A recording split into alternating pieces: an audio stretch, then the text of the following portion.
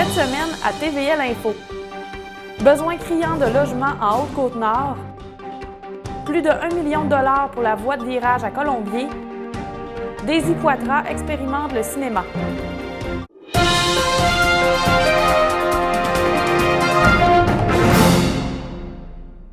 570 unités de logement, tous genres confondus, sont nécessaires à court, moyen et long terme pour l'ensemble de la Haute-Côte-Nord et c'est à Forestville qu'on en manque le plus, soit 224. C'est le constat de l'étude de prospection territoriale sur l'état de l'habitation, du logement et de l'hébergement dans la région, effectuée par la firme Raymond Chabot Grant Thornton. La MRC de la Haute-Côte-Nord lui avait octroyé ce mandat au mois de mai 2022 pour une somme de 65 500 $. La condition du parc immobilier de la région y est présentée. Près de 70 % de toutes les constructions domiciliaires datent d'avant 1980 et les ménages de 1 ou 2 personnes occupent 56 % de la composition immobilière de la région. Rénover ou se construire, vu le climat inflationniste actuel, est particulièrement difficile pour un ménage d'une seule personne. Les personnes vulnérables sont les premières touchées par ce problème, comme les ménages monoparentaux, les individus en situation de faible revenu, les prestataires de l'assurance-emploi. Ces données parlent et pour la préfète Micheline Anctil, le coût des matériaux et de la main-d'œuvre a fortement augmenté ces dernières années et il est maintenant plus difficile de faire l'entretien de sa propriété selon elle. L'étude présente des opportunités qui s'offrent à la MRC de la Haute-Côte-Nord qui ont déjà cours dans certaines municipalités. Les mini-maisons, les édifices à vocation multiple intégrant les habitations et au BNL, les studios loués à la semaine pour les travailleurs et la reconversion de bâtiments inoccupés. Le nombre de grands bâtiments déjà existants qui sont disponibles pour édifier des coopératives de logement ou des projets d'habitation est limité et leur taux de vacance est faible. Plus de 60 % du parc immobilier de chaque municipalité est composé de maisons unifamiliales. Le marché locatif et les modèles d'habitation alternatifs n'abondent pas car pour Mme Anctil, la culture dans nos régions veut que chaque famille ait sa propre maison. Cependant, la préfète affirme que la région serait prête à ce que de tels projets voient le jour. La MRC a créé un fonds de 150 000 $ pour aider à mettre en place les projets, explique l'élu. Si quelqu'un veut développer un quartier ou un terrain, ce fonds servira à soutenir le travail en amont qui doit être effectué, comme les études de sol et les études géotechniques. L'école de Portneuf-sur-Mer et les églises qui sont vacantes seraient d'excellents endroits pour répondre aux besoins d'unités de logement additionnelles s'il y avait des programmes de subvention. Le ministère des Transports du Québec a obtenu 2 soumissions pour la construction d'une voie de virage à gauche à l'intersection de la rue Sirois sur la route 138 à Colombier. EJD Construction de Baie-Saint-Paul a proposé le prix le plus bas, soit 1 174 000 $. L'entreprise de Bécomo, Michel Miller, a quant à elle offert 1,2 million $. L'ouverture des soumissions a eu lieu le 25 janvier à 14 h et le contrat est actuellement en attente de conclusion selon le système électronique d'appel d'offres du Québec. Le MTQ estimait le coût des travaux entre 1 et 5 millions de $, excluant les taxes. Le processus de validation est en cours selon la conseillère en communication au MTQ, Caroline Rondeau, qui précise que les travaux consisteront en l'ajout d'une voie de virage permettant d'effectuer des virages à gauche direction est et un allongement de la voie de virage à droite direction ouest. Des ponceaux seront également remplacés hors de ces travaux qui visent à améliorer la sécurité des usagers. Les travaux devraient débuter en 2023 et durer 6 semaines. La date de début du chantier sera confirmée ultérieurement. Il devait être réalisé en 2022, mais ils ont dû être repoussés d'une année en raison de la grève des ingénieurs de l'État. Le MTQ informera la municipalité de Colombier avant d'ouvrir le chantier. Rappelons que la municipalité de Colombier a milité plusieurs années afin d'obtenir cette voie de virage nécessaire pour rendre plus sécuritaire l'entrée des automobilistes dans le secteur Sainte-Thérèse. Une pétition avait même été déposée à l'Assemblée nationale par l'ex-député Martin Ouellette. La première fois qu'elle a mis les pieds sur un plateau de tournage, Daisy Poitras a dû jongler avec la gestion des costumes, des accessoires et des décors, comme le ferait une vraie directrice artistique. Tout ça sans aucune expérience ni formation, mais avec la passion d'un coup de foudre. C'est par pur hasard que la Foresvilloise d'origine s'est retrouvée sur le plateau de tournage du film Snow Angel ou La Descente en français, tourné du 17 mars au 16 avril 2021 dans les Chic-Chocs en Gaspésie. La production cinématographique recherchait une aide à la production.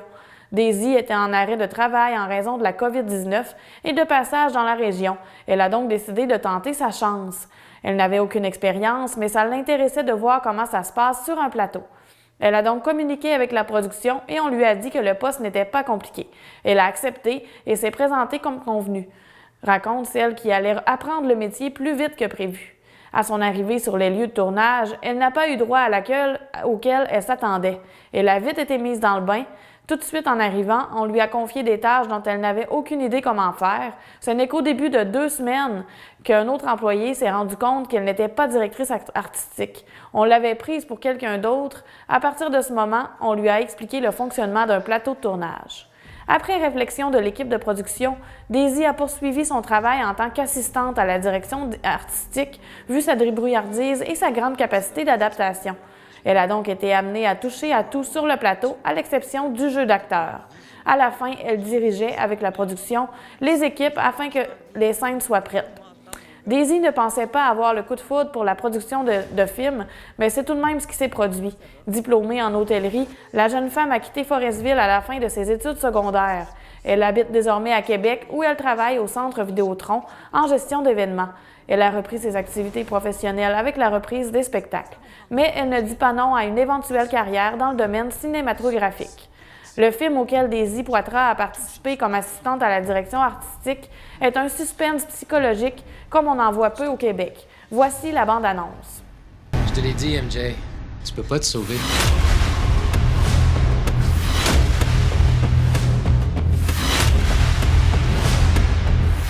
Je peux rien faire pour toi si tu veux pas m'écouter! Oh mon Dieu. Ça fait 2 ans maintenant. Il serait temps que tu passes à autre chose. Lui, il a décidé de les retourner maintenant. Ils sont morts.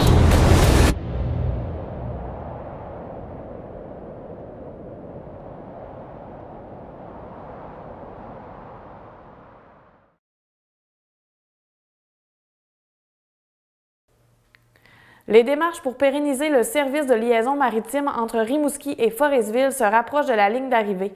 La Société d'économie et de développement de Forestville, SEDF, et la Société de promotion économique de Rimouski, SOPER, ont réservé un nom d'organisme au registraire des entreprises du Québec.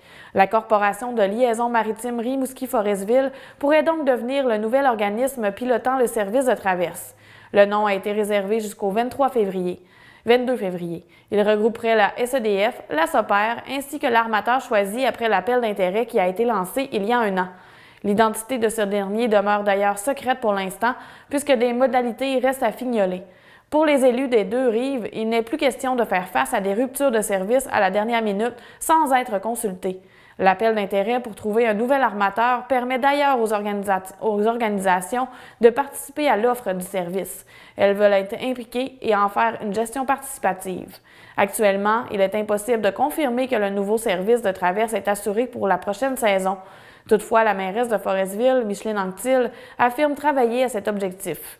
L'élu foresvilloise souligne avoir obtenu une excellente collaboration des représentants de Rimouski.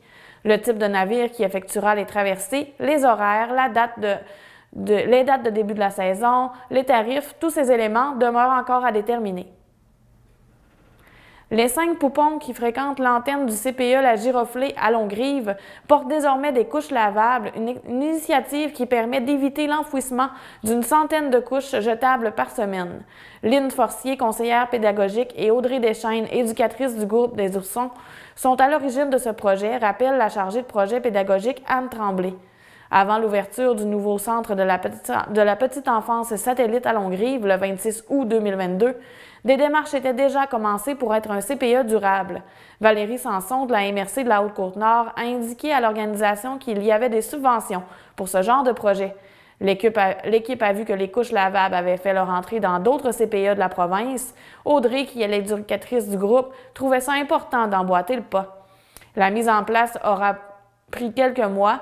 Chaque bébé en pouponnière a 4 ou 5 changements de couches par jour. Ils arrivent avec leurs couches jetables et à la fin de la journée, on leur remet une couche jetable après la sieste pour le retour à la maison ou pas, si les parents utilisent les couches de coton à la maison. Les parents ont tous bien réagi au nouveau système. La gestion des couches ajoute une petite charge de travail, mais l'initiative pourrait s'étendre plus largement au sein du CPE La Giroflée. La MRC de la Haute-Côte-Nord a offert un peu plus de 550 $ en contribution financière au projet, dont le coût total est de 650 $ via son programme d'aide financière au développement durable. La MRC de la Haute-Côte-Nord est à la recherche de biens à potentiel patrimonial afin de constituer l'inventaire du patrimoine immobilier de son territoire. Elle a mandaté le service d'aide-conseil en rénovation patrimoniale SARP pour le repérage de ces bâtiments dans chaque municipalité. Le 1er avril 2021, la Loi sur le patrimoine culturel a introduit l'obligation pour les MRC d'adopter et de mettre à jour périodiquement un inventaire des immeubles construits avant 1940 qui sont situés sur leur territoire et qui présentent une valeur patrimoniale. Grâce au programme Caractérisation des immeubles et secteurs à potentiel patrimonial, la MRC de la Haute-Côte-Nord a obtenu une aide financière de 50 000 $ sur un budget global de 66 691 $ pour réaliser les démarches préparatoires à la constitution d'un inventaire du patrimoine immobilier sur son territoire, ce qui lui permet de mandater le SARP. La première phase de l'inventaire est démarrée depuis peu. Elle servira à documenter l'évolution du territoire et repérer les biens à potentiel patrimonial d'ici septembre. Une deuxième phase servira à colliger les données dans chaque communauté et à sélectionner les biens à intégrer dans l'inventaire avant son adoption par la MRC. L'identification des immeubles et des secteurs à potentiel patrimonial et leur caractérisation constitue une phase préalable indispensable à la sélection des immeubles présentant une valeur patrimoniale. C'est pourquoi la MRC et le SARP ont diffusé un formulaire à remplir via les réseaux sociaux. Les citoyens sont invités à signaler les biens à potentiel patrimonial ayant un caractère historique significatif pour leur communauté. Tout ce processus mènera la MRC de la Haute-Côte-Nord à la phase 2 du projet, soit le dépôt d'un inventaire de ces bâtiments ou secteurs patrimoniaux. Un dépôt de projet pour l'inventaire sera réalisé en octobre et la MRC disposera de 2 ans pour finaliser la deuxième phase. L'inventaire devra être adopté par le Conseil des maires en séance publique.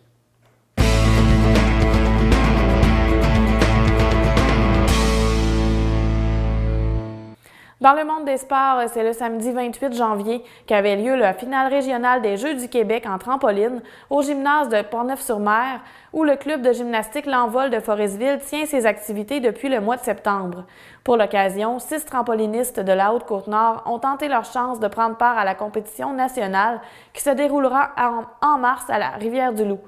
Notons que la finale était ouverte aux clubs de toute la Côte-Nord, mais que peu de gymnastes compétitionnent à ce niveau dans la région. Grâce à leur performance, Jade Bouchard des Bergeronnes, médaille d'or, Kellyanne Tremblay de Forestville, médaille d'argent, Amy Poirier de Forestville, médaille de bronze, et Emma Tremblay de Forestville, ruban de 4e position, pousseront leur expérience plus loin en affrontant des trampolinistes de tout le Québec. Ce n'est pas la première fois que le club foresvillois tenait cette finale régionale, toutefois il s'agissait d'une première à la nouvelle palestre de Portneuf-sur-Mer. L'entraîneuse Nancy Terrien est fière de l'accomplissement de ces gymnastes qui ont su relever le défi des routines relevées sur le trampoline grâce à un entraînement spécifique depuis 2 mois. Elle accompagnera d'ailleurs les finalistes à Rivière-du-Loup. Le représentant de l'URLS Côte-Nord, Philippe Lebreu, était aussi de la partie. De son côté, la Caisse des jardins du centre de la Haute-Côte-Nord a agi à titre de commanditaire officiel de l'événement.